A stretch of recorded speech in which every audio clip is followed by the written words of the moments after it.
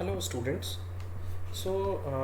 We are about to close your unit number 1, but before closing unit 1, हमने unit 1 में बहुत basic concepts of physics पढ़ा है और हम अपने माइंड को इस तरीके से इवॉल्व करने की कोशिश किए हैं, इस तरीके से हम लोग जो है आगे बढ़ने की कोशिश किए हैं कि हमने पहले फ़िज़िक्स के सारे मेजर कंट्रीब्यूशंस, फ़िज़िक्स के जो भी लिंकेजेस हैं टेक्नोलॉजी सोसाइटी में और उसका इवोल्यूशन कैसे हुआ, फ़िज़िक्स कहाँ से आया, फ़िज़िक्स अभी क्या है, ये सब चीज़ों के बारे में पढ़े हैं। ठीक है, अभी हम इस पर्टिकुलर क्लास में कुछ प्रॉब्लम्स डिस्कस करेंगे। ऑफ कोर्स ये आपके टेक्स्ट बुक के प्रॉब्लम्स हैं और ये आपके एग्जामिनेशन में आने के लिए नहीं है, लेकिन क्या होता है, you should understand the idea behind discussing such kind of problems.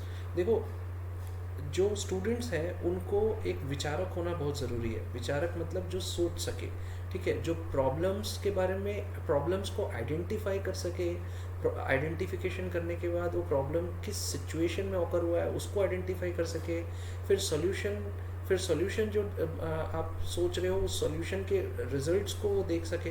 तो बेसिकली क्या है कि आप जहाँ से आइडेंटिफिकेशन स्टार्ट करते हो और जहाँ तक पहुँचते हो, है ना, और अपने रिजल्ट शो करते हो और उसको वैलिडेट करते हो, ये सारा प्रोसेस जो है ये आपके माइंड जो है उसको करना होता है। और आप अपने माइंड को किस तरीके से इवॉल्व करोगे, तो उनके लिए ये प्रॉब्लम्स हैं। ठीक है, और ये प्रॉब्लम्स डिस्कस करने बहुत ज़रूरी हैं because these problems are related to your society where you live, to the science and technology, to the kind of education that you are getting, and how you can contribute to that particular society with the use of your knowledge in physics. Okay, तो हम लोग एक एक करके इन problems को समझते हैं। ठीक है, now you see when we talk about these problems, first problem हम लोग देखते हैं। ठीक है, पहला प्रॉब्लम क्या कह रहा है कि भाई some of the most profound statements on the nature and science have come from Albert Einstein. ठीक है, एल्बर्ट आइंस्टाइन कौन है? ये बहुत बड़े साइंटिस्ट रह चुके हैं, फिजिसिस्ट कहा जाता है उनको। ठीक है, so one of the greatest scientist. So Einstein ने एक स्टेटमेंट बोला था। उनके स्टेटमेंट का क्या था? वो स्टेटमेंट था कि the most incomprehensible thing about the world is that it is comprehensible. ठीक है, तो अगर आपको मैं कहता हूँ कि भाई इसको आप एक्सप्लेन करो, ठीक है, तो कई बार क्या होता है ना कि आप बोर हो जाते हो इस टाइप के प्रॉब्लम्स में। लेकिन क्या होता है कि आप एक अच्छे थिंकर तभी हो सकते हो जब आप दूसरे के थिंकिंग प्रोसेस को समझो, है ना। अब देखो, जैसे एवोगेड्रो ने क्या किया, लॉज ऑफ कॉम्बिनेशन अपने जस्ट प्रीवियसली जो साइंटिस्ट हैं उन्होंने जो गैशियस वॉल्यूम का लॉ दिया उसके ऊपर जो काम करके उन्होंने क्या किया, एक मॉलिकुलर लेवल पे एक लॉ दिया। और डाल्टन ने क्या किया, जितने भी लॉज ऑफ केमिकल कॉम्बिनेशंस हुए हैं जो केमिस्ट्री में भी आप पढ़ोगे, उन सबको पढ़ने के बाद उनके ऊपर अच्छे से ऑब्जर्वेशंस, उनके आइडियाज़ को समझने के बाद डाल्टन्स एटॉमिक थ्योरी दी है। तो डाल्टन एटॉमिक थ्योरी कैसे दे पाए? क्योंकि उन्होंने क्या किया कि पहले उन प्रॉब्लम्स को समझा, है ना। तो देखो, अगर मुझे इसको समझना है तो यहाँ पे सबसे पहले जो मुझे है कॉम्प्रीहेंसिबल जो एक वर्ड है इसको समझना होगा कि भाई कॉम्प्रीहेंसिबल का मीनिंग क्या होता है ना। तभी तो आप इसका रिप्लाई दे पाओगे, है ना। तो देखो, कॉम्प्रीहेंसिबल का मीनिंग होता है एबल टू अंडरस्टैंड, ठीक है, या एक और मीनिंग होता है इंटेलिजिबल। ठीक है, तो अभी क्या बोल रहा है कि द मोस्ट इनकॉम्प्रीहेंसिबल थिंग, ठीक है, about the world is that it is कॉम्प्रीहेंसिबल। ठीक है, तो इसका मतलब ये हो रहा है कि फर्स्ट ऑफ ऑल आपको समझना है, फर्स्ट पॉइंट, कि भाई the world that you know is very complex. ठीक है, बहुत कॉम्प्लेक्स होता है ना। सन कब उगता है, कब डूबता है, कहाँ से उगता है, किधर पे डूबता है, क्यों उगता है, ल्यूनर एक्लिप्स क्यों आता है, सोलर एक्लिप्स क्यों आता है, बहुत कॉम्प्लेक्स है। लेकिन जो कॉम्प्लेक्सिटी है, उस कॉम्प्लेक्सिटी को मैप करने के लिए आपको क्या करना होगा? अगर आपको कॉम्प्लेक्सिटी को मैप करना है, उसके लिए आपको क्या करना होगा? Principles and laws. ठीक है, तो अगर आप प्रिंसिपल्स एंड लॉज का यूज़ करते हैं, एंड ये बेसिक प्रिंसिपल्स एंड लॉज होने चाहिए, ठीक है, जैसे कि लॉ ऑफ ग्रेविटेशन। अब देखो, लॉ ऑफ ग्रेविटेशन का यूज़ करके आप कितना कॉम्प्लेक्स प्रॉब्लम को आप जो है वेरीफाई कर पाए। क्या कि भाई जितने भी आपके यूनिवर्स, जो आपका यूनिवर्स है वो धीरे धीरे क्या हो रहा है, आपके गैलेक्सीज जो होते हैं वो धीरे धीरे जो है शिफ्ट हो रहा है। क्यों शिफ्ट हो रहा है? आपके जो प्लैनेट्स हैं वो सन के चारों तरफ क्यों मूव करते हैं? ये बहुत कॉम्प्लेक्स प्रॉब्लम है। आप इसके बारे में सोच सकते हो, पता कर सकते हो किसके थ्रू? वही तो लॉ ऑफ ग्रेविटेशन जो न्यूटन ने दिया उसके थ्रू। सो इस स्टेटमेंट को इस तरीके से आप समझ सकते हो कि भाई the world is very complex, है ना, the phenomenon that happens in the world is very complex, but you can map this particular complexity and solve this complexity with the use of basic principles and laws of physics। और ये basic principles and laws के लिए आपको basically क्या चाहिए? You need to observe, observation के skills चाहिए, है ना, ऑब्जर्वेशन के स्किल्स चाहिए। ऑब्जर्वेशन के स्किल्स अगर आपके पास रहेंगे so you will be able to observe and identify and then you can experiment, है ना। जब आप ऑब्जर्वेशन कर लिए तब आपको क्या करना होगा? एक्सपेरिमेंट करना होगा, और एक्सपेरिमेंट के थ्रू आपको प्रिंसिपल्स एंड लॉज देने होंगे, ठीक है। So this is what the concept behind this particular sentence, okay. Now let's move to the next question. It says that every great physical theory starts as a heresy and ends as a dogma. So give some examples from the history of science of validity. तो पहले इस statement को समझते हैं। वो क्या बोल रहा है? इस स्टेटमेंट को आप वैलिडेट करो कि भाई कुछ हिस्ट्री में ऐसा हुआ है कि ऐसा कुछ हुआ है कि भाई, तो वो क्या कह रहा है कि कोई भी एक फिजिकल थियरी जो दी हुई है वो हेरेसी से स्टार्ट होती है और वो डॉगमा पे एंड होती है, ठीक है। अब अगेन आपको क्या पता करना पड़ेगा कि भाई हेरेसी क्या होता है, ठीक है। तो देखो सबसे पहले हेरेसी का मीनिंग समझो, ठीक है। हेरेसी क्या होता है ना, जो ऑर्थोडॉक्स प्रिंसिपल्स होते हैं ना, जैसे एक ऑर्थोडॉक्स है, ठीक है, कि हमारे घरों में बोला जाता है कि खासकर लड़कियों को कहा जाता है कि आपको जो है गुरुवार के दिन, थर्सडे के दिन बाल नहीं धोना है, ठीक है। वो किसी ने बताया नहीं कि थर्सडे दिन बाल क्यों नहीं धोना है, ठीक है। अगर आप क्या है, अगर आप कहते हो कि नहीं भाई थर्सडे के दिन बाल नहीं धोना, ये कौन सा रूल हुआ है, ये ठीक नहीं है, तो वो ऑर्थोडॉक्स प्रिंसिपल है, उसका कोई वैलिडिटी नहीं है, कोई प्रूफ नहीं है कि भाई ऐसा क्यों होता है कि थर्सडे के दिन बाल नहीं धोने को बोला जाता है, ठीक है। तो अगर आप उसके खिलाफ बोलते हो और बोलते हो कि नहीं बाल नहीं धोया जाता है, क्यों भाई ये गलत है, क्यों नहीं धोएगा आदमी उस दिन, अगर उसके बाल में खुजली हो रही है, बाल गंदे हैं तो क्यों नहीं धोएगा, है ना। तो वो क्या है, you are going against orthodox principles, ठीक है, अगेंस्ट ऑर्थोडॉक्स प्रिंसिपल्स। तो हेरेसी का मतलब क्या होता है? Some idea that is against orthodox principles. Hindi में हम इसको ना विधर्म कहते हैं, है ना, जो आपका धर्म है उसके खिलाफ जो बात होती है विधर्म, है ना। अब डॉगमा का मतलब भी समझ जाते हैं। तो डॉगमा का मतलब क्या होता है ना, any principal that is laid down by authority as incontrovertible truth,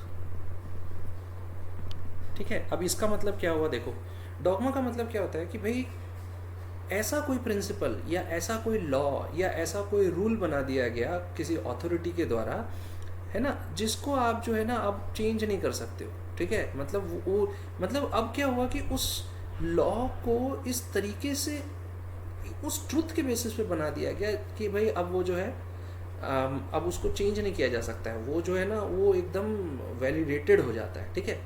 तो यहाँ पे क्या बात हो रही है कि भाई every great physical theory starts as a heresy.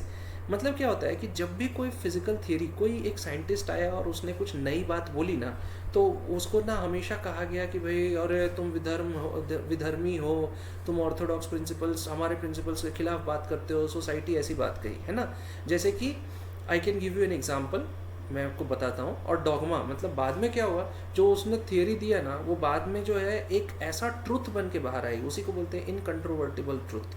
मतलब वो एक ऐसा ट्रुथ बन के बाहर आई जिसके बेसिस पे आपका पूरा जो है ना, जो आपके ऑर्थोडॉक्स प्रिंसिपल्स थे उसमें चेंजेस आ गए, ठीक है। तो जैसे कि I can give you an example. देखो पहले क्या माना जाता था कि अर्थ बीच में है और सन उसके चारों तरफ घूमता है, करेक्ट। फिर क्या हुआ, कोपरनिकस आए, ठीक है, Copernicus. And Copernicus what he said, उन्होंने थ्योरी दिया।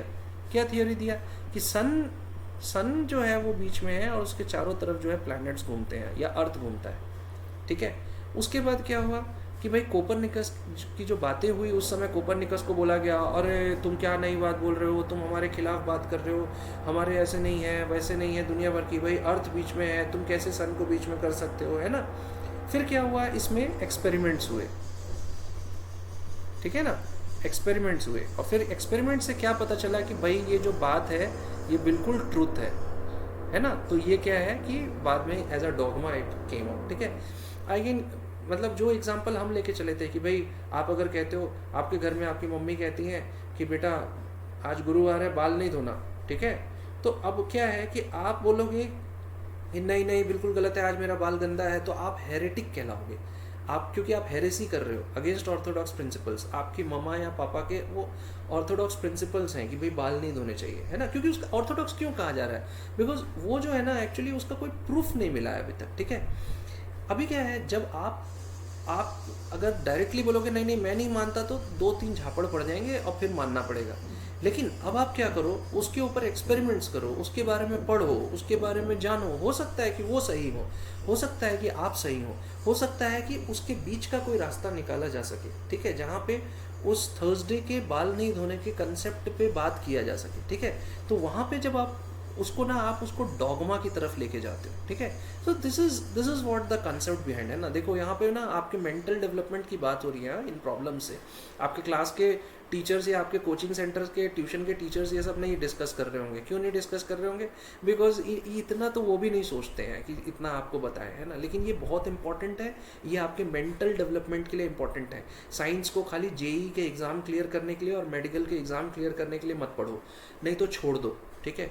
अगर पढ़ना है तो प्रॉपरली पढ़ो, नॉलेज लेने के लिए पढ़ो और सोसाइटी को कुछ देने के लिए पढ़ो, ना कि आप एग्जामिनेशन क्लियर करके और अच्छे सैलरी के लिए पढ़ाई करो, ठीक है ना। चलो अब नेक्स्ट क्वेश्चन की बात करते हैं, ठीक है।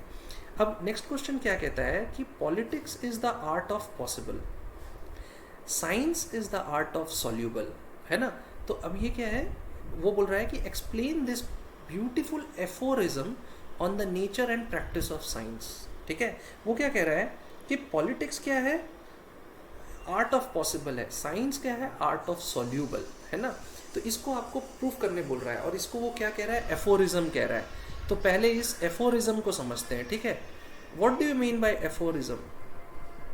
तो जब हम एफोरिज्म की बात करते हैं, सो पहले एफोरिज्म को समझते हैं। देखो इसको ना एक्चुअली क्या बोलते हैं, अ पिथी ऑब्जर्वेशन।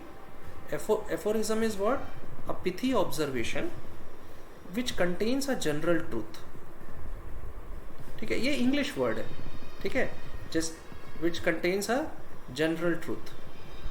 तो अब अगर हम एफोरिज्म की बात करते हैं, जैसे ईडियम्स होते हैं ना, फ्रेजेस होते हैं ना, वैसे आपके एफोरिज्म होते हैं, ठीक है। तो एफोरिज्म क्या होता है, pithy observation which contains a general truth. जैसे मैं एक एग्जांपल लेता हूँ एफोरिज्म का, ठीक है, बाद में हम समझेंगे कि भाई वो पॉलिटिक्स और साइंस के बारे में क्या बोल रहा है। अब कहते हैं कि a child is father to the man, father to the man, ठीक है। अब इसका मतलब क्या हुआ, इसको क्या कहते हैं, this is an example of aphorism, ठीक है। Child is father to the man, इसका मतलब एक्चुअली क्या होता है ना कि जो as a child character develop होता है ना किसी एक पर्सन में, वो उसके हमेशा की ज़िंदगी में एडल्ट लाइफ में भी वही कैरेक्टर बना रह जाता है। इसलिए देखना आपको स्कूल लेवल पे, घर में जब आप बच्चे रहते हो टिल योर 20 ईयर्स, आपको आपके कैरेक्टर डेवलपमेंट की बातें होती है, मॉरल वैल्यूज सिखाई जाती है ना। तो उसका रीज़न क्या है कि जो आप अभी सीखते हो, जैसा कैरेक्टर बनाते हो, वो हमेशा रह जाता है। किसी को बचपन में झूठ बोलने की आदत है ना, वो ज़िंदगी भर झूठ बोलेगा। किसी को बचपन में बेईमानी करने की आदत है, हमेशा बेईमानी करेगा। किसी को बचपन से ही पॉजिटिव एटीट्यूड की आदत है ना, वो हमेशा अपने लाइफ में पॉजिटिविटी लेके ही चलेगा, ठीक है। तो ये क्या है, ये एक एफोरिज्म है, ठीक है। अब ये क्या बोल रहा है कि politics is the art of possible. Politics कैसे आर्ट ऑफ पॉसिबल है, क्योंकि पॉलिटिक्स में एवरीथिंग इज पॉसिबल, ठीक है। पॉलिटिक्स में everything is possible by hook और क्रुक, कुछ भी करके, है ना, पैसे देके, करप्शन करके, कुछ भी करके आपको अगर कोई बात मनवानी है तो आप मनवाओगे।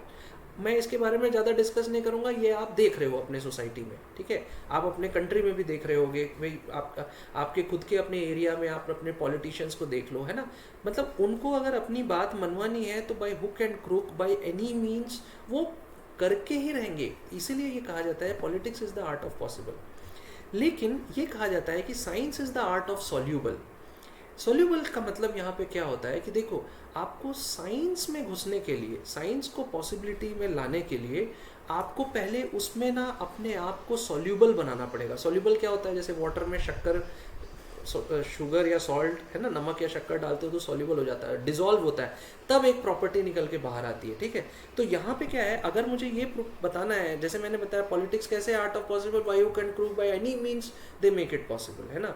लेकिन साइंस में अगर आप बात करते हो ना, तो देखो साइंस में बहुत सारे स्टेप्स होते हैं। पहला होता है आइडेंटिफिकेशन ऑफ प्रॉब्लम्स, ठीक है, आइडेंटिफिकेशन ऑफ प्रॉब्लम्स।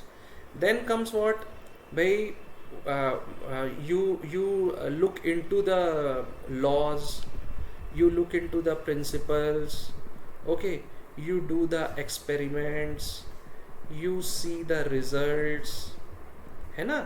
फिर उसके बाद क्या करते हो, रिजल्ट्स के बेसिस पे observations, and then again you come up with what, on the basis of observation some laws and principles। तो यहाँ पे क्या हो रहा है एक्चुअली, ये सारे प्रोसेसेस अडॉप्ट हो रहे हैं, और सारी चीज़ें करने के बाद ही आप कह सकते हो कि हाँ, in science a particular activity A और a particular phenomenon P is possible, है ना। तो इसीलिए ये कहा गया है कि science is the art of soluble, है ना। Now let's see the next one. It says कि though India has a large base in science and technology which is fast expanding, correct है ना, हमारे पास साइंस एंड टेक्नोलॉजी के इतना large base है, इतने ज़्यादा बेस का मतलब इतने ज़्यादा स्टूडेंट्स हैं, इतना ज़्यादा हमारे पास सारे टेक्नोलॉजीज़ हैं पढ़ने के लिए, सारे टीचर्स हैं उस लेवल के, है ना। बट स्टिल हम जो हैं अभी भी जो है वर्ल्ड लीडर नहीं है साइंस में, इंडिया वर्ल्ड लीडर नहीं है। तो क्या कुछ ऐसे फैक्टर्स हैं जो हम, वो पूछ रहा है कि आपके हिसाब से ऐसे कौन से फैक्टर्स हैं जो कि हिंडर कर रहे हैं साइंस में हमें वर्ल्ड लीडर बनाने में, है ना। आप देखो वर्ल्ड लीडर, बहुत ही कम साइंटिस्ट्स हैं हमारे यहाँ से जिनको नोबेल प्राइज़ मिला है, बहुत ही कम साइंटिस्ट्स हैं, जबकि हर साल नोबेल प्राइज़ आता है।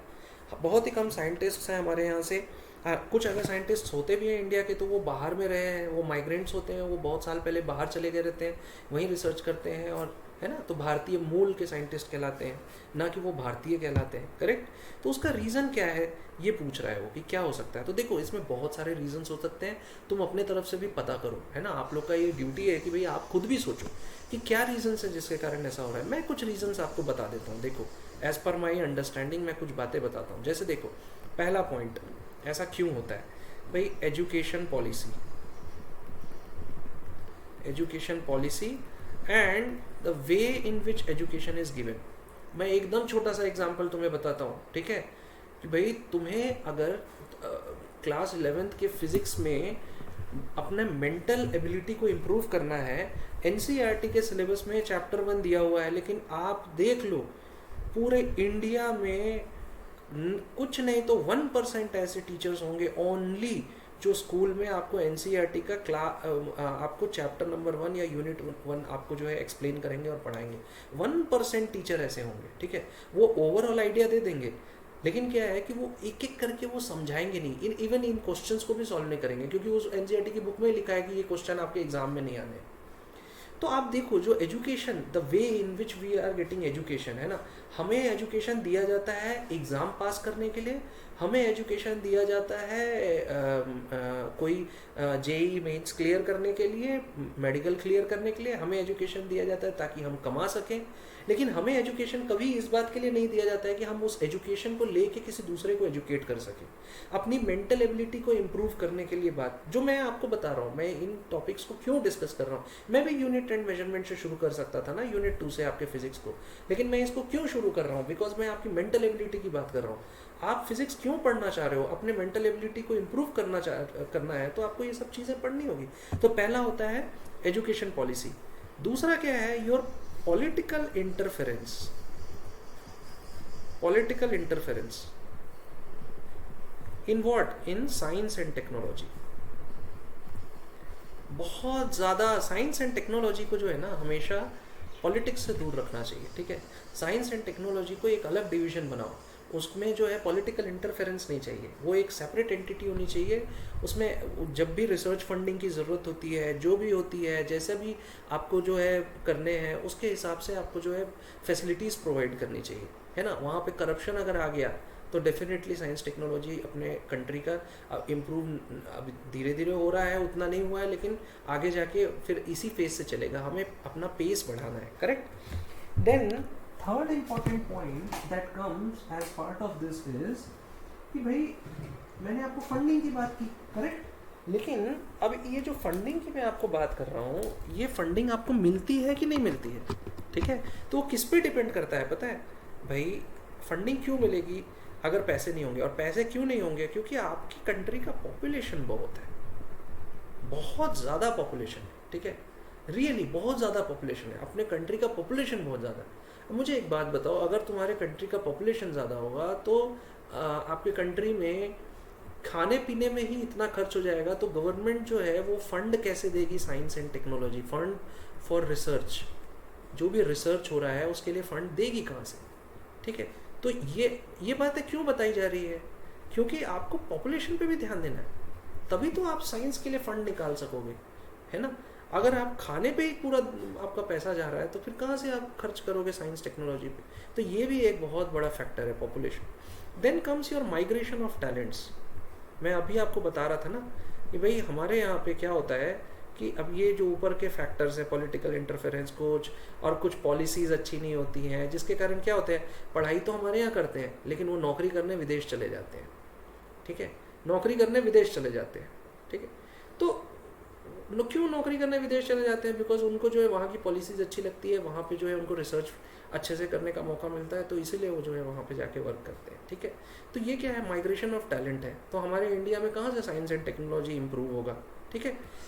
फिफ्थ इंपॉर्टेंट चीज़ है कि भाई जो रिसर्चर्स हैं और जो इंडस्ट्रीज़ हैं उनके बीच में कोऑर्डिनेशन बहुत कम है अपनी कंट्री में, ठीक है। कोई रिसर्चर अगर बोल रहा है कि ये एक पर्टिकुलर प्रिंसिपल पे मुझे जो है एक मशीन बनानी है और इंडस्ट्री वाले के साथ कोई कोऑर्डिनेशन नहीं है, तो कहाँ से इंडस्ट्री जो है वो आपका उठा के और बनाएगी, ठीक है। तो इसमें भी ये भी कोऑर्डिनेशन, और इसके बाद जो है ना बहुत सारे और फैक्टर्स हैं, ठीक है, बहुत सारे और फैक्टर्स हैं डे टू डे बेसिस पे, है ना। एक फैक्टर मैं आपको बता देता हूँ, आपके फादर मदर देखना आपको पढ़ाएंगे लिखाएंगे, और आजकल नहीं होता है लेकिन मोस्टली आज भी हो रहा है, आपको पढ़ाएंगे लिखाएंगे, आपको जेई मेंस का तैयारी करा देंगे, उसके बाद फिर क्या करेंगे, आप आईआईटीज़ में जाके पढ़ाई करोगे, आईआईटीज़ के बाद आप जो है जॉब करोगे, जैसे ही जॉब लगेगा बोलेंगे आप शादी करो, बच्चे पैदा करो, ठीक है। तो एक्चुअली क्या है ना कि आपके फादर मदर आपको पढ़ाते लिखाते तो हैं, लेकिन आपके पेरेंट्स जो हैं आपको पढ़ाने लिखाने के बाद जो आप पढ़ते लिखते हैं उससे बिल्कुल आपको दूर लेके जाते हैं। वो कहते हैं नहीं, अब जो सोसाइटी है उसके हिसाब से काम करो, ठीक है। तो सोसाइटी में कुछ गलत चीज़ें भी हो सकती है, तो आपके पढ़ने का क्या मतलब हुआ अगर आप उन गलत चीज़ों को ही फिर से आप कर रहे हो, है ना। तो आपका पढ़ने का मतलब ये होना चाहिए कि जो पिछला जनरेशन है, आप उसके बाद वाले जनरेशन हो, आप उससे कुछ नया करके सोसाइटी को दो, ठीक है। तो मैं ये नहीं कह रहा हूँ कि आप पेरेंट्स के साथ लड़ाई करो, नहीं, तो वहाँ पे समझो पेरेंट्स क्या बताना चाह रहे हैं, आप अपनी बातों को उनके साथ समझाओ, एक मैनेजमेंट का वो होना चाहिए, और फिर उसके बाद दोनों को एक ब्रिज बना के और उसके बाद इसका प्रॉब्लम का जो है सॉल्यूशन ढूंढना है, समझे कि नहीं। और भी प्रॉब्लम्स हैं, आप अपने तरफ से आइडेंटिफाई करो, ठीक है। मैंने मेन प्रॉब्लम्स की बात कर दी। देखो एक क्वेश्चन हमेशा आता है कि भाई no physicist has ever seen an electron. किसी ने इलेक्ट्रॉन देखा है क्या आँख से? बिल्कुल नहीं देखा है, लेकिन फिजिसिस्ट्स बोलते हैं ना कि इलेक्ट्रॉन होते हैं, है ना, इलेक्ट्रॉन होते हैं, प्रोटॉन होते हैं, न्यूट्रॉन होते हैं। किसी फिजिसिस्ट ने इलेक्ट्रॉन नहीं देखा है, लेकिन वो कहते हैं इलेक्ट्रॉन होते हैं, ठीक है। तो अगर कोई आप अगर साइंटिस्ट हो, फिजिसिस्ट हो, और आप कहते हो कि भाई इलेक्ट्रॉन होते हैं, तो मैं या आपका दोस्त होगा वो आपको क्या बोलेगा, अच्छा देखा है क्या इलेक्ट्रॉन? नहीं देखा है, तो फिर कैसे इलेक्ट्रॉन होते हैं? उस हिसाब से तो भाई मैं बोलता हूँ तुम्हें कि भूत होते हैं, ठीक है, भूत भी होते हैं इस दुनिया में, ठीक है, क्योंकि देखा नहीं है लेकिन होते हैं। तुम बोल रहे हो देखे नहीं हो लेकिन इलेक्ट्रॉन होते हैं, तो भूत होते हैं। तो फिर आप उसको, अगर आप फिजिसिस्ट हो तो आप उसको कैसे बताओगे कि भाई तुम्हारे आर्ग्यूमेंट गलत है, भूत नहीं होते हैं, ठीक है। तो देखो इसमें ना दो चीज़ें आती है, ठीक है। हमेशा जब भी आपको कोई भी प्रॉब्लम के सॉल्यूशन या प्रॉब्लम के आर्ग्यूमेंटेशन देनी है तो उसके आर्ग्यूमेंट्स हम साइंस में कैसे देते हैं या फिजिक्स में कैसे देते हैं। पहला होता है थ्योरेटिकल प्रेडिक्शन। पहला होता है थ्योरेटिकल प्रेडिक्शन। जब हम कहते हैं थ्योरेटिकल प्रेडिक्शन मतलब जैसे कोपरनिकस ने बोला, थ्योरेटिकली उन्होंने कुछ देखा, ऑब्जर्व किया, है ना, और उसके बेसिस पे उन्होंने प्रेडिक्ट किया कि नहीं सन बीच में है और अर्थ उसके चारों तरफ घूम रहा है, ठीक है। वैसे ही आप कुछ प्रेडिक्ट करते हो। क्या प्रेडिक्ट करते हो कि भाई इलेक्ट्रॉन है, ठीक है। अब आपने थ्योरेटिकल प्रेडिक्शन किया, लेकिन सेकंड बहुत इंपॉर्टेंट चीज है वो है एक्सपेरिमेंटल वेरिफिकेशन। एक्सपेरिमेंटल वेरिफिकेशंस, ठीक है। तो जब इलेक्ट्रॉन की बात आती है ना तो इसका दोनों थ्योरेटिकल प्रेडिक्शन भी हुआ है और आप साइंस में अगर देखोगे तो एक्सपेरिमेंटल वेरिफिकेशन भी हुआ है। और even though you can not सी, उन एक्सपेरिमेंटल वेरिफिकेशन से पता चला है कि इलेक्ट्रॉन होते हैं, ओके। तो कुछ होते हैं, उनका नाम इलेक्ट्रॉन रखा गया, करेक्ट। अब अगर घोस्ट्स की बात करें, भूत की बात करें, तो देखो इसमें थ्योरेटिकल प्रेडिक्शन तो सही है, लेकिन अभी कोई भी एक्सपेरिमेंटल वेरिफिकेशन नहीं है, नो एक्सपेरिमेंटल वेरिफिकेशन। तो आप अगर साइंस के स्टूडेंट्स हो तो आपको जो है इस तरीके से अपने आप को जो है ना आर्ग्यूमेंटेशन आपको देना है। ऐसे नहीं कि लड़ लो अरे ऐसा और ऐसा नहीं होता है, ठीक है। आपको जो है प्रॉपर तरीके से आपको वेरिफिकेशंस देने होते हैं, ठीक है। पहले थ्योरेटिकल प्रेडिक्शन को एक्सप्लेन करो कि क्या प्रेडिक्शन हुआ, एक्सपेरिमेंटल वेरिफिकेशन क्या आया, रिजल्ट्स क्या आया, तो इलेक्ट्रॉन बताया गया। घोस्ट्स का नो एक्सपेरिमेंटल वेरिफिकेशन है, इवन दो बहुत जगह बताया जाता है ऐसा देखा वैसा देखा, है कि नहीं। नेक्स्ट प्रॉब्लम लेते हैं। देखो यहाँ पे क्या बोल रहा है कि द शेल्स ऑफ, एक्चुअली ये जो एक प्रॉब्लम है ना, पहले इस प्रॉब्लम को समझो। ये इसको हम एक्चुअली कार्ल सेगन, ठीक है, एक साइंटिस्ट है कार्ल सेगन, है ना। इस जो ये प्रॉब्लम डिस्कस हो रहा है इसको कहते हैं द कॉस्मोस जो है, उसमें उन्होंने क्या है ना इस पर्टिकुलर प्रॉब्लम को आइडेंटिफाई किया है, ठीक है। ये आइडेंटिफिकेशन क्या है, यू नो, जैसे यहाँ पे बताया गया है कि भाई shell of crabs found near Japan, ठीक है, एक कोस्टल एरिया में आपको शेल्स ऑफ क्रैब्स मिले हैं, ठीक है। शेल्स ऑफ क्रैब्स पता है ना क्या होते हैं, केकड़े होते हैं, है ना, उनके शेल्स मिले हैं, ठीक है। और उसमें क्या है, जब वो मिले ना शेल्स, तो उसमें जो है ना समुराई, जापान में बहुत ऑनरेबल फाइटर्स हुआ करते थे जिनको समुराई कहा जाता था, ठीक है, उनको समुराई कहा जाता था। अगर आपको समुराई के बारे में पढ़ना है तो आप कई मूवीज़ देख सकते हैं, उनके बारे में कहानियाँ पढ़ सकते हैं। वो लेजेंडरी फाइटर्स हुआ करते थे, ठीक है, वो जापान की रक्षा करते थे, ऑनर से लड़ाई करते थे। तो लेजेंडरी फाइटर्स, तो किसी लेजेंडरी फेस का जो है ना उसमें शेल पे ना फेस दिख रहा है, ठीक है। तो अब दो एक्सप्लेनेशन यहाँ पे दिया हुआ है। अब आपको क्या लगता है दोनों में से कौन सा साइंटिफिक है, ठीक है। तो पहला एक्सप्लेनेशन क्या बोलता है कि एक सी एक्सीडेंट हुआ बहुत साल पहले और कोई जो है समुराई मर गया होगा उसमें, उस अब क्या है कि भाई समुराई मर गया तो नेचर जो है उसको लगा भाई वो तो बहुत ब्रेव था, तो उसने क्या किया भाई उसने वहाँ पे ना नेचर ने क्या किया, नेचर मतलब भगवान ने, नेचर ने उसने क्या किया कि वो जो शेल था ना उसके ऊपर उसका फेस को इम्प्रिंट कर दिया। ऐसा होता है क्या साइंस में? It is not possible. Science की बात हो रही है ना, ऊपर क्या दिया हुआ है कि साइंटिफिक एक्सप्लेनेशन क्या हो सकता है ना। तो साइंटिफिक एक्सप्लेनेशन क्या हो सकता है वो उसके लिए। सेकंड वाला देखते हैं, इसमें क्या बोला है कि भाई कोई सी ट्रेजेडी हुआ और फिशरमैन जो था वो एरिया में, वो भाई क्या हुआ कि किसी डेड हीरो को ऑनर करने के लिए किसी शेल को उसने जो है किसी क्रैब से जो है हटाया होगा, और शेल में उसने क्या किया होगा कि भाई उसने देखा होगा कि भाई एक्सीडेंटली समुराई का कोई शेप देखा होगा, है ना। तो बहुत ज़्यादा जो है वो दिन तक वो मतलब चलता गया, है ना। और वो जेनेटिकली वो क्या हुआ, धीरे धीरे करके ना प्रोपेगेट होता चला गया। और आफ्टर वो आर्टिफिशियल सिलेक्शन जो एक इवोल्यूशन होता है उसके थ्रू हमें क्या पता चला कि भाई हाँ ठीक है, ये जो है बहुत सालों से धीरे धीरे। तो ये क्या है, ये साइंटिफिक एक्सप्लेनेशन है, ठीक है। Yes, it is a scientific explanation. इसमें ना एक चीज़ समझना है, ठीक है, इसको मैं दूसरे तरीके से बताता हूँ। ये कार्ल सेगन जो साइंटिस्ट थे वो एक्चुअली उनका क्या कहना था ना कि हम जो पहली बार देखते हैं ना, फर्स्ट टाइम में कुछ देखते हैं ना, तो हमें कुछ और दिखता है, और जब उसी चीज़ को हम फिर सेकेंड टाइम देखते हैं ना, तो वो जो है ना एक्चुअली मोर क्लियर होता है, ठीक है। तो इनका कहने का मतलब क्या है कि किसी भी चीज़ को, आप साइंटिस्ट हो, फिजिसिस्ट हो, आप किसी भी चीज़ को पहली बार देख के और ये मत बोलो कि अरे यार नहीं यार रे ऐसा हुआ। जैसे कई बार आता है देखना तुम्हारा न्यूज़ चैनल, ये जितने फेमस न्यूज़ चैनल्स हैं आपके, कि यूएफओ देखा गया, कोई एलियन देखा गया, कुछ देखा गया, है ना। तो एक्चुअली क्या है कि फर्स्ट टाइम देखने से ना वो कुछ भी आपको दिखता है वो एलियन जैसा दिखता है, ठीक है। सेकेंड टाइम आप उसको और क्लियरली देखो, वो चीज़ कहना है, उसको समझो कि ऐसा क्यों हुआ होगा। हो सकता है अब जैसे कोई पहली बार अगर रेनबो देखा होगा, उसको लगा होगा अरे बाप रे ऊपर में वो तो बहुत सारे कलर आ रहे हैं क्लाउड में, है ना, तो क्या है कैसे है, उसको कुछ लगा होगा। फिर धीरे धीरे साइंटिफिकली प्रूफ हुआ, क्या प्रूफ हुआ कि भाई उसको रेनबो बोलते हैं, उसका रीज़न है कि नहीं। इसके बाद है आपका नेक्स्ट एक प्रॉब्लम आता है, वो प्रॉब्लम है कि भाई इंडस्ट्रियल रिवॉल्यूशन इंग्लैंड में हुआ, ठीक है। पहले एग्रीकल्चर होता था, फिर इंडस्ट्रियल रिवॉल्यूशन इंग्लैंड में हुआ। तो जब इंडस्ट्रियल रिवॉल्यूशन जब हुआ तो कुछ तो चीज़ें हुई होंगी जिनके कारण जो है इंडस्ट्रियल रिवॉल्यूशन जो है वो सक्सेस हुआ, और फिर सेकंड आया, फर्स्ट आया। तो मैंने एक क्लास में आपसे इंडस्ट्रियल रिवॉल्यूशन के बारे में डिस्कस भी किया था, है ना। तो वो पूछ रहा है क्या क्या चीज़ें हुई। देखो बहुत सारी चीज़ें हुई, मैं कुछ चीज़ें बात करूँगा। पहला स्टीम इंजन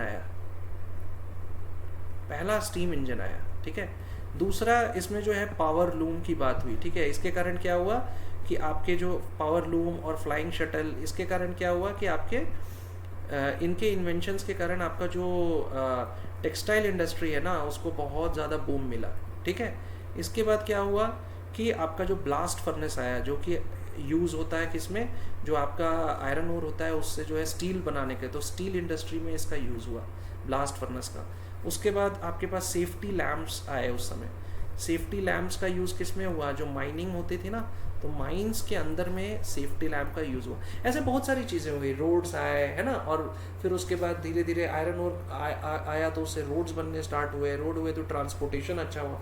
लेकिन ये मेजर है, ठीक है। ऐसे तो इसके लिए क्या है ना, आप एक्चुअली इंडस्ट्रियल रिवॉल्यूशन के बारे में पढ़ो, ठीक है। अपने खाली समय में पढ़ो, छोड़ दो जेई और मेडिकल का की तैयारी करो, लेकिन खाली समय में इंडस्ट्रियल रिवॉल्यूशन और खासकर फर्स्ट इंडस्ट्रियल रिवॉल्यूशन के बारे में पढ़ो, ठीक है, कि क्या है इंडस्ट्रियल रिवॉल्यूशन, क्या क्या चीज़ें हुई, ठीक है ना। ऐसे हिस्टोरिकल एस्पेक्ट पढ़ो, बोर लगेगा तुम्हारे लेवल पे, लेकिन इंडस्ट्रियल रिवॉल्यूशन के बारे में पढ़ना चाहिए, ठीक है। अच्छा, सेकेंड इंडस्ट्रियल, यहाँ पे हम लोग को बोल रहा है कि भाई अब सेकेंड इंडस्ट्रियल रिवॉल्यूशन आया, तो सेकेंड इंडस्ट्रियल रिवॉल्यूशन में ऐसी क्या क्या चीज़ें हैं, ठीक है, जो डेवलप हुई। तो देखो एक तो क्या है कि लेज़र टेक्नोलॉजी डेवलप हुई, ठीक है। सेकेंड वायरलेस टेक्नोलॉजी डेवलप हुई, वायरलेस कम्युनिकेशन जो आप आज यूज़ कर रहे हो उसका डेवलपमेंट उस समय शुरू हुआ। थर्ड जो है आपके सुपर कंप्यूटर्स, सुपर कंडक्टर्स की बात हुई, है ना, सुपर कंडक्टर्स। फिर उसके बाद फोर्थ आपके जो है बायोटेक्नोलॉजी का डेवलपमेंट हुआ, ठीक है। तो इसके बारे में और डिटेल में पढ़ना है ना कि और क्या क्या डेवलप हुआ, तो सेकेंड इंडस्ट्रियल रिवॉल्यूशन के बारे में पढ़ो। अगर आप इंडस्ट्रियल रिवॉल्यूशन पढ़ोगे तो उसमें आएगा। अभी क्या है, फोर्थ इंडस्ट्रियल रिवॉल्यूशन चल रहा है, इसके बाद थर्ड आया जिसमें क्या आया, कंप्यूटर्स आया। थर्ड इंडस्ट्रियल रिवॉल्यूशन में कंप्यूटर्स आया, ठीक है। तो इसके बारे में पढ़ो अच्छे से, तो और अच्छे से समझ में आएगा, ठीक है। यहाँ एक बहुत ही इंटरेस्टिंग क्वेश्चन दिया है कि write in about 1000 words a fiction piece based on your speculation on the science and technology of the 22nd century. बहुत इंपॉर्टेंट है, आप अभी 21st सेंचुरी में हो, 22nd सेंचुरी। तो आप कुछ भी लिख सकते हो। फिक्शन पीस मतलब एक कहानी लिखो, है ना, जिसमें साइंस का कुछ प्रिंसिपल, लॉ, ये सब आए, है ना। और कब, ये 22nd सेंचुरी की बात हो रही है।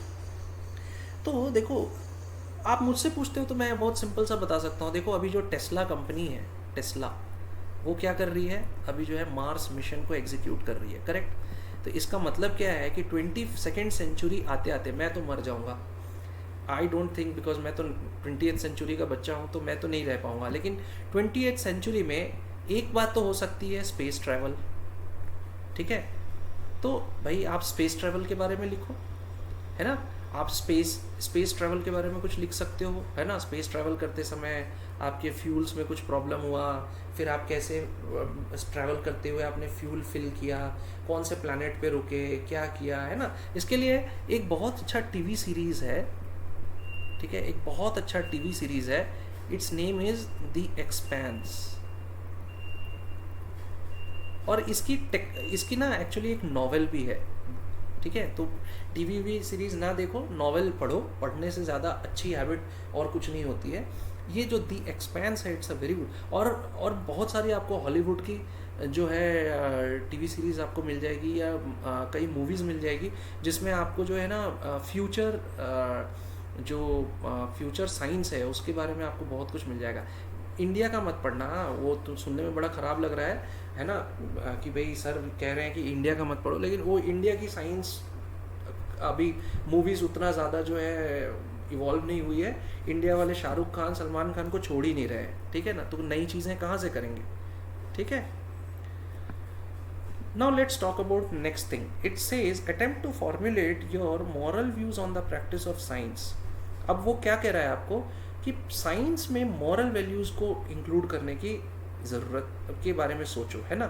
Imagine your self stumbling upon a discovery which has great academic interest. आपने कुछ ऐसा डिस्कवर कर लिया है जिसका बहुत ज़्यादा एकेडमिक इंटरेस्ट है, बट आपको ये भी पता चल गया कि उसके ना डेंजरस कंसिक्वेंसेस है ह्यूमन सोसाइटी के लिए। तो क्या लगता है आपको कि आपको क्या इसके बारे में लोगों को बताना चाहिए? मेरा थॉट ये कहता है कि बिल्कुल बताना चाहिए, ठीक है। तो इसमें बहुत सारे स्टेप्स होते हैं। पहला कि भाई आप उसके बारे में बताओ ज़रूर, ठीक है। आप जो है बताओ कि नहीं ये जो डिस्कवरी हुई है इसमें उसमें क्या बेनिफिट्स हैं, है ना, इसके बारे में बताओ। फिर उसके बाद आप पॉलिसी मेकिंग जो होती है ना उसमें बैठो और इसके डेंजर्स के बारे में डिस्कस करो और लोगों को एजुकेट करो कि वो उसके डेंजर के साइड में ना जाए। Educate people. तो एक प्रोसेस अडॉप्ट करो। ऐसा मत बोलो कि अरे मैंने डिस्कवर किया, लेकिन अब जैसे रेडियम मतलब जैसे न्यूक्लियर वेपन आजकल बन रहे हैं, ठीक है। तो जब न्यूक्लियस के बारे में पता चला, न्यूक्लियर फ्यूजन के बारे में पता चला, है ना, तो अभी क्या है न्यूक्लियर इंडस्ट्री के बारे में, तो वो अच्छी चीज़ है बिकॉज उससे पावर जनरेट होता है ना। लेकिन क्या है, अब उसका न्यूक्लियर वेपन बनाया तो उसके बारे में जो है प्रॉपर एजुकेशन पीपल को नहीं दी गई।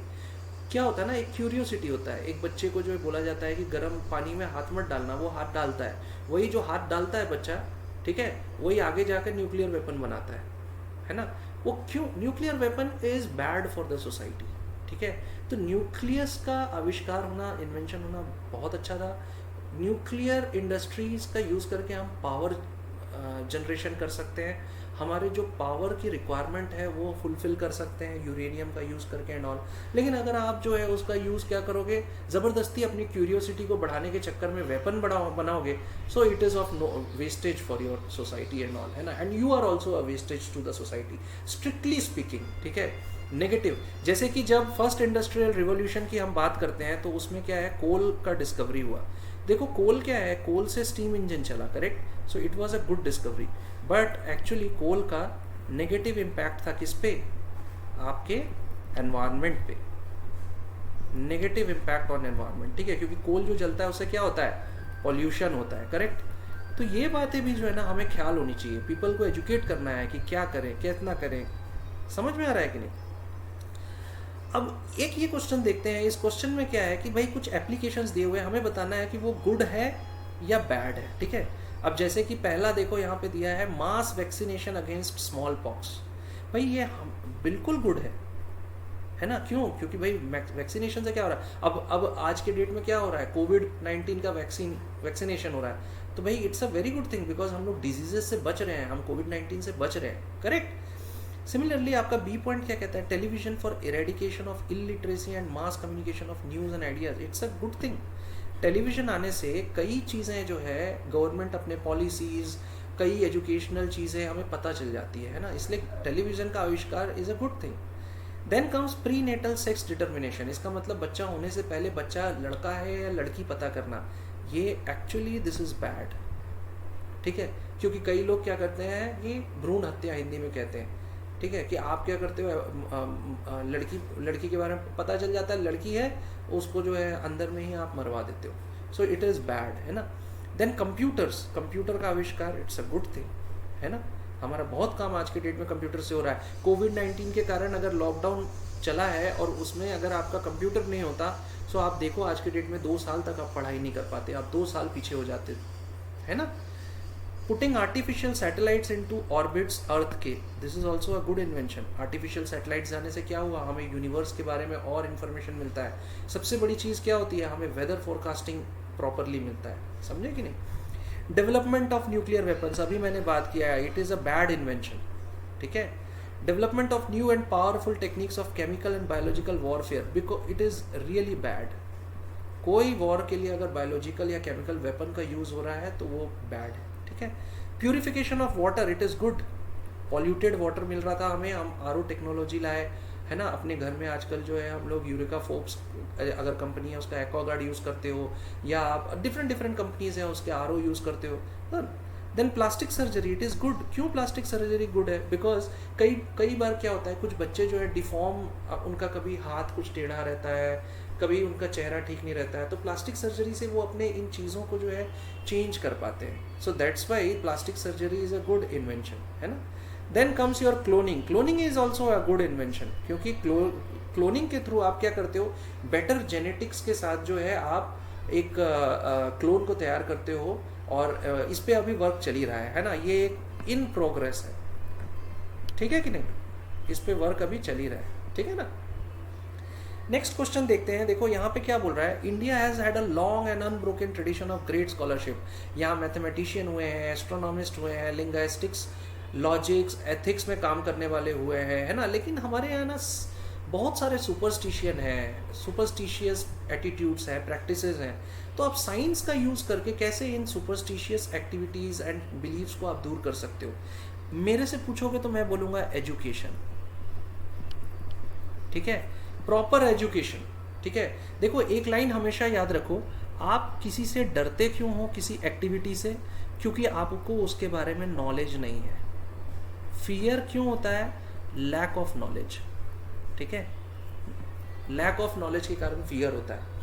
तो आप अगर एजुकेट करोगे अपने आप को, उसके बारे में नॉलेज लोगे, तो ये क्या हो जाएगा, फियर चला जाएगा। सिमिलरली आपके सुपरस्टिशियस बिलीव्स जो हैं, है ना, वो अगर आप नॉलेज लो, समझो, तो उससे क्या है वो जाया जा सकता। तो प्रॉपर एजुकेशन से आप इसको दूर कर सकते हो। This is my only point. अगर आपके पास कुछ पॉइंट्स हैं तो आप उसके लिए भी सोचो अपने ऊपर, ठीक है। अब यहाँ पे क्या कह रहा है, यहाँ इस क्वेश्चन में बात ये कर रहा है कि भाई हम लॉ बोलता है हमारे देश में या अराउंड द वर्ल्ड, वो कहता है कि भाई जो विमेन है उनको इक्वल स्टेटस मिलना चाहिए मेन के साथ, है ना, ठीक है। लेकिन क्या होता है ना कि कुछ और प्रैक्टिसेस हैं, है ना, साइंस, चाहे वो साइंस में हो गया, कहीं भी हो गया, इक्वल स्टेटस मिलना चाहिए, ठीक है। लेकिन क्या होता है ना कि लोग जो हैं उनके पास अभी भी व्यूज़ है कि नहीं वो खाना बनाने लायक हैं, उनका काम बच्चे पैदा करना है, उनका काम इतना ही है, उतना काम उतना ही है, वो बाहर क्यों निकलेंगे, हम जो है हम आदमी हैं, हमें बाहर जाना चाहिए, है ना।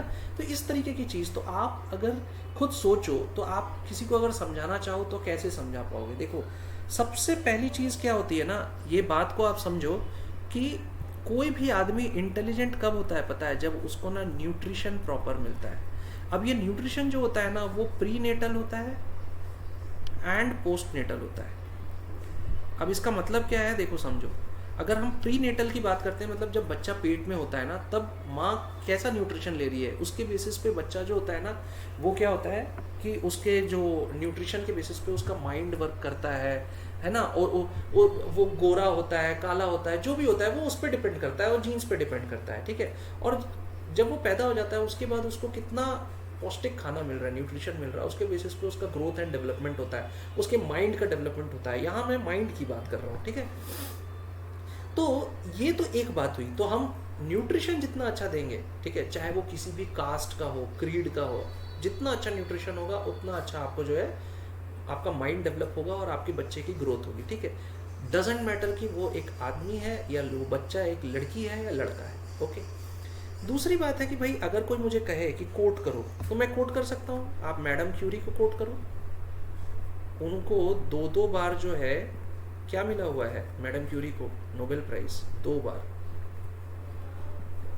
है ना। Similarly I can coat Indira Gandhi, हम उनको आयरन लेडी बोलते हैं अपने इंडिया का, है ना। उन्होंने जो काम किया है, उन्होंने जैसे किया है उसके बारे में पढ़ो, है ना. Similarly Margaret Thatcher,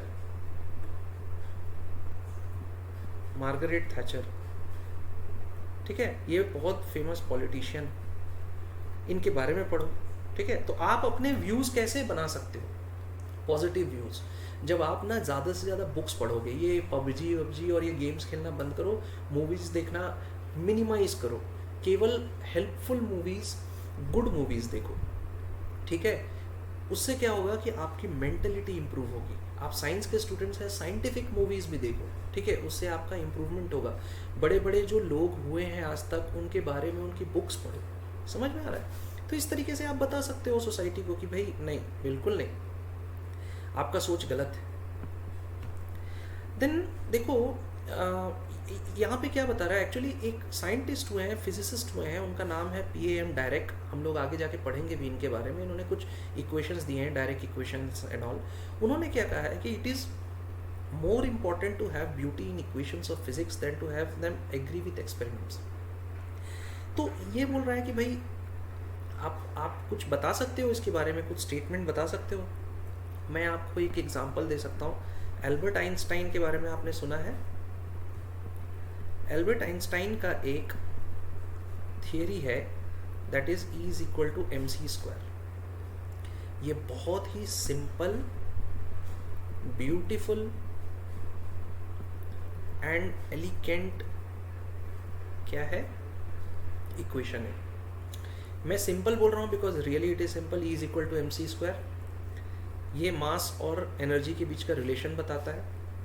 beautiful, beauty इसकी कहाँ से आती है, बिकॉज इसका जो एप्लीकेशन है ना, वो केवल अर्थ पे नहीं है, ये हर जगह यूनिवर्स में है इसका application.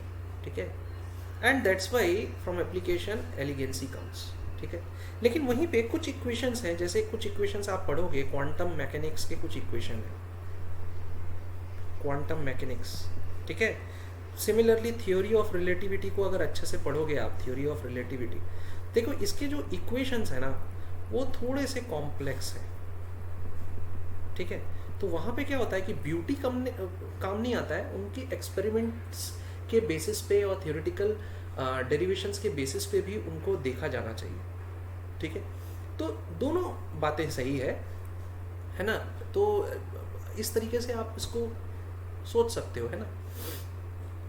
Then comes a question, it says कि भाई आपने ऊपर में बताया ना कि भाई डिस्प्यूटेड स्टेटमेंट जो ऊपर बताया है वो डिस्प्यूटेड है. मैंने बता दिया ना आपको कि भाई जो थ्योरी ऑफ रिलेटिविटी डिस्प्यूटेड क्यों है, क्योंकि भाई इक्वल टू mc² तो है, ब्यूटीफुल भी है, सिंपल है, लेकिन अगर वही चीज़ अगर theory of relativity quantum mechanics बहुत कॉम्प्लेक्स है, वहाँ पे वो ब्यूटीफुल को लेके चलोगे तो ठीक नहीं रहेगा, है ना. लेकिन यहाँ पे क्या है कि भाई ग्रेट लॉज ऑफ फिजिक्स जो है वो कभी सिंपल हुआ करते थे, है ना.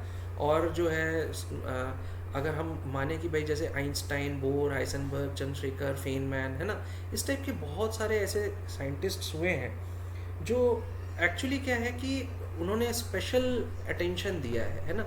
तो इसके बारे में मैं आपको यही चीज़ कह सकता हूँ कि जो भी आपको साइंटिस्ट्स मिलते हैं ना, उनके कंट्रीब्यूशंस के बारे में पढ़ो.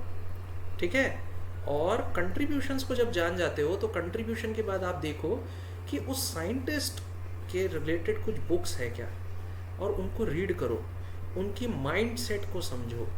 ठीक है, और उससे भी हो सकता है आपको प्रॉब्लम्स आइडेंटिफाई हो और आप उसके सॉल्यूशंस की तरफ जो है अपने आप को ले जा सकें.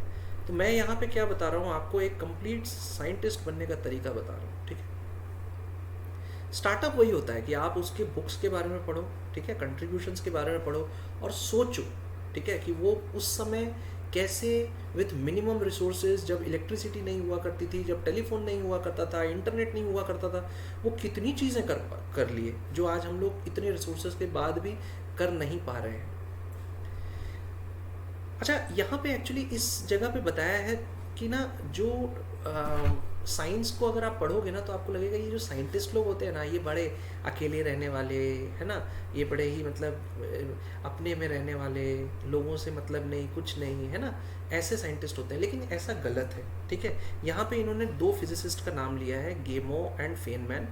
ठीक है, इन्होंने बहुत अच्छा मतलब एक रशियन फिजिसिस्ट है और फेनमैन मुझे याद नहीं है, गेमो जो है ये रशियन फिजिसिस्ट है. ठीक है, तो एक्चुअली क्या है कि ये दोनों क्यों है ना, बिकॉज ऐसा नहीं होता है कि जो साइंटिस्ट होते हैं वो केवल साइंस साइंस साइंस साइंस करते हैं, उनकी भी अपनी हॉबीज़ होती हैं। जैसे कि I can give you 2 text books name, ठीक है, इसको पढ़ो, 1 2 3 इन्फिनिटी, ये एक टेक्स्ट बुक है जो गेमो ने लिखी है, और शायद फेनमैन ने एक टेक्स्ट बुक लिखी है जिसका नाम है मिस्टर टॉमकिंस, ठीक है।